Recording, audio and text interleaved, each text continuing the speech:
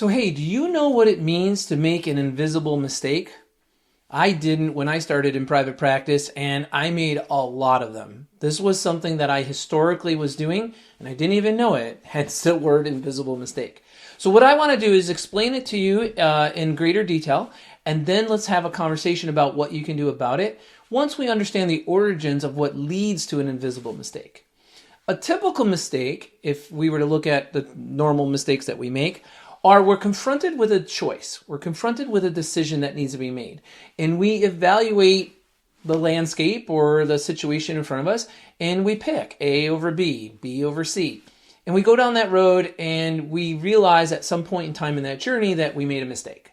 I picked the wrong person. I promoted the wrong person. I've been doing the wrong marketing. I haven't yielded the return on investment that I expected, and I thought this would work or that would work. And, going with my heart, managing with personality, not with production, not with stats, not managing by statistics.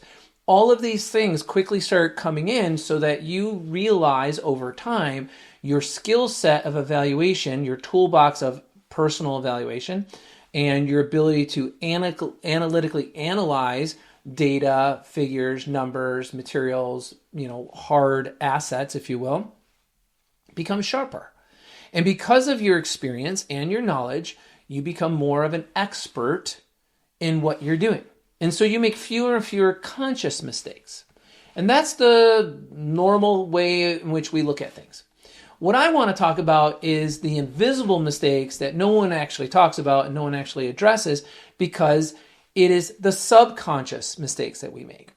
And these mistakes originate from something in our past that we already made a decision on. You already made a decision on this. That's why it's an invisible mistake today.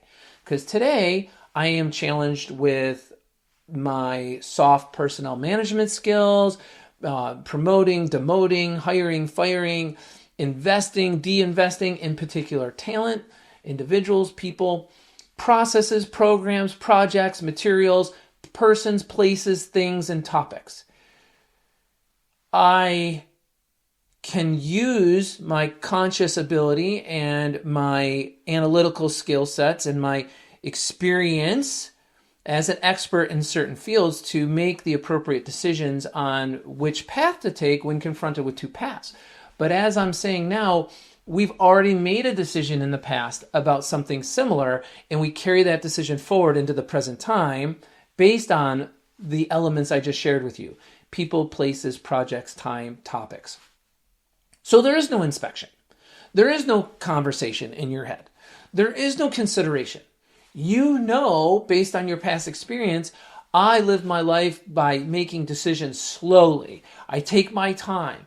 I analyze everything for a very long time. I will not make a rash decision in under a 2-week period of time without thoroughly evaluating and running it through my mind and looking at it in every which way but lose. Well, okay, let me ask you this. Do you think Bill Gates takes 2 weeks to make a decision on something? Elon Musk, Steve Jobs, Jeff Bezos, and maybe those aren't the best examples, but these are some very, very successful, wealthy, Warren Buffett, very successful, wealthy people who've run multi-million-dollar, billion-dollar organizations.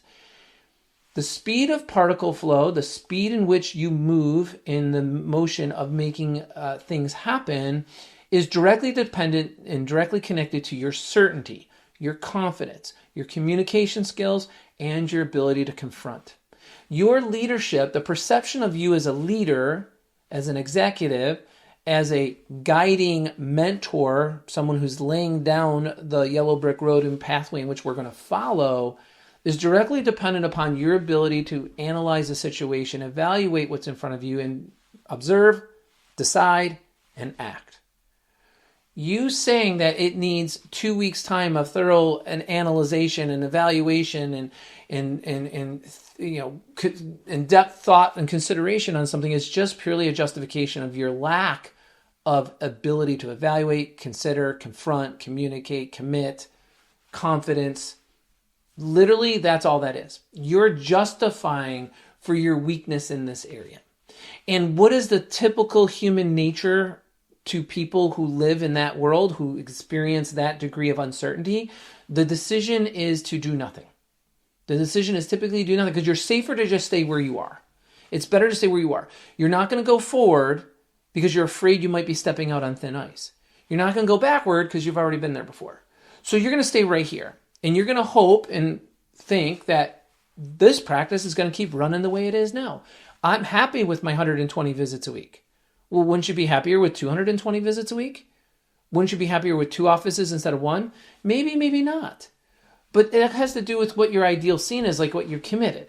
I have a lot of people say what they want. I want 2 offices, 200 visits a week in each office. I want to have like 4 FTEs. I want to be the practice in town. I want to be second to nobody. And yet they're 8 years open and they're doing 100 to 110 visits a week in one 2,000 square foot office. And I'm like, what happened? Like, what's going on? Well, there's a lot of risk involved in this or that, blah, blah, blah. Well, a lot of times what's happening is they've got a fixed idea, like, I'm not going to spend more than I make. I'm not going to go in debt and open that second office and take a line of credit. Until I save enough money, I'm not going to do it unless I can self-fund it. Or until I have somebody who's working for me who I believe is a solid clinical director, I'm not going to go ahead and open that second office. These fixed ideas that you're bringing forward from the past or in your consideration are what's keeping you small. If you want to open a second office, you're going to say, okay, this is what I'm going to do. I'm going to go get a line of credit. I'm going to get $100,000. I'm going to evaluate the space.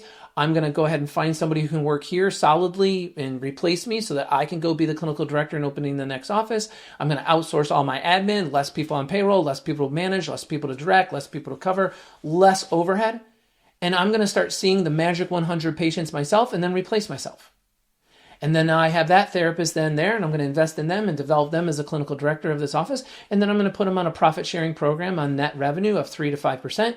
And then they're going to max out at about 10% of net revenue over the course of the next 5 years on a long-term employee agreement. So I don't have to start this game all over again. And this person's now winning because they're now benefiting on the merits of their own successes because I've invested in them. And I've kicked open the doors of opportunity for that person to go from a staff therapist to basically a junior partner without any of the risk. And all they need is to be invested in, given the confidence and certainty that their dreams, their hopes to make a good 6-figure income without all the pressures of going bankrupt and borrowing money and ruining their line of credit or risking their home is removed from them. Because I have created an environment where I can run successfully in my main office. I can now transfer over and successfully employ this other person in the secondary office. And together we're BFFs in business and we're doing a fantastic job. That is where I want all of you to be without any worry and concern and nervousness and stress and stroking out because you're like, oh my God, you're going in debt for what? The cost of a Tesla? I mean, literally the cost of a car, you can open a second office. 99% of all startup practices or expansion offices are $75,000 to $150,000. Absolutely no need in my mind for you to spend more money than that. With the contributions of the landlord helping with tenant improvements, this is completely within your reach. It's the fear that you have of the unknown such that you won't even inspect and apply the analytical experience and skill set that you already have to make a good decision. You'll just blanketly not even invest in the idea that a decision has to be made because you've got some fixed idea of like, well, there's tariffs going on and the world's in a turbulent space and this is happening and that is happening. I'm like, yeah, and it's happening for everybody else, but why are you staying still in this mud, pool or that you're standing in? Why are you stuck in the same space that you've been in the last 5 years? A snapshot 5 years ago, a snapshot today is no different. Why are you still there when somebody else is like on their 3rd location already? Or maybe they're on their 1st location that's expanded and they are now achieving their financial goals, their time freedom objectives, and their brand and success and reputation and customer care experience that they've always wanted for their people. It's not always about volume. It's about what you measure yourself against and considering what you define as success for you. But I find all too often when you're confronted with something that you do have a choice, all of us are usually typically pretty good at making the right decision. It's the ones that we don't even evaluate that we have a choice. Like, all people know you shouldn't, expand or do this unless you have that, or you shouldn't do this unless you have the money to pay for it, or you shouldn't go, whatever it could be. And I'm like, no, I don't know that. I don't understand where that's coming from. How does that apply to today? So, example. I had two owners who've been in business 8 years, and they have one location in one town, and they have strongly desired to have two locations in two different towns, and they have the staff, and they have the ability, and they have the market, and they have the reputation to do so. But they have this consideration that if we opened up two offices, our work-life balance as owners is going to tank, and I'm not going to have time to spend with my kids, and I'm not going to have time to spend with my spouse, and I'm not going to have time to spend on the things that are personally rewarding and satisfying to me. So I'm going to stay in this, disassociated two little clinic operation that are 5 minutes between each other, because I'm not willing to go out and consolidate into one big new space. Big, I mean 1,500, 2,000, 2,500 square feet, for the risk of, laying out more cash or spending more money when we're currently making this, or we're currently splitting it, we're doing well. I'm like, that's all just justification, people. I told him, I'm like, look, you are completely justifying for the position you're in right now. You have always said you wanted to have two spaces in these two different markets. These are towns that you are passionate about. You have this talent, you have the skills, you have the reputation. You're not doing it because you're not willing to confront what needs to be confronted in order to do it. You're not communicating with your people or yourself or your spouses with true sincerity, like, this is my dream. This has been my goal all along. Somebody's in your ear getting you to throttle back. You need to have a confidence and then commit 100% to the goal, to the ideal scene that you've set for yourself, in my opinion. Why am I saying all this?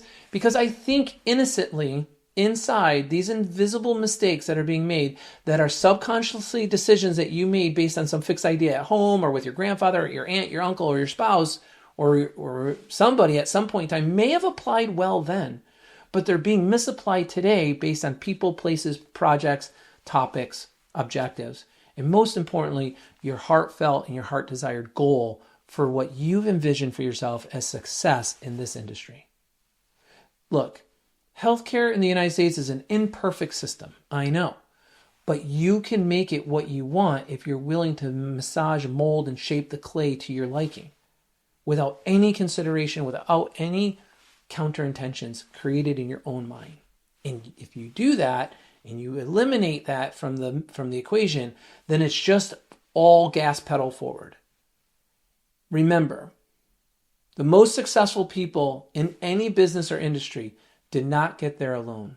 Find talented mentors, find people who've been there before, who have experience in this specific situation, who are willing to consider all the elements and encourage you to take the next steps outside your comfort zone, because that's where the greatest gains are going to be made for you. I would love to be that person and encourage you and develop your mindset and your thought processes and your analytical abilities, give you the tools from within MEG Academy to apply so that you can share them with the rest of your team and staff and develop that ideal clinic for yourself. Most of all, I would love to be an affiliated partner and do the administrative side for you so you don't have to. I can guarantee you I will save you money. I will be somewhere around 5 to 10% less than what it would cost you to do it yourself. And therefore, with the experience, knowledge, training, and consistency and deep bench that I have, together with where you want to go, those could be two really good relationships bonded together for your success. Your success is the success of all the affiliate partners that connect to you. So choose wisely, be objective, and be confident in where you want to go, and don't shy away from the commitment of what it's going to take for you to get to where you want to be. That's my message for you guys today. I hope that gives you some well-rounded perspective on what you can do and what you can look at to be able to more quickly, more efficiently, more economically achieve your ideal scene in private practice.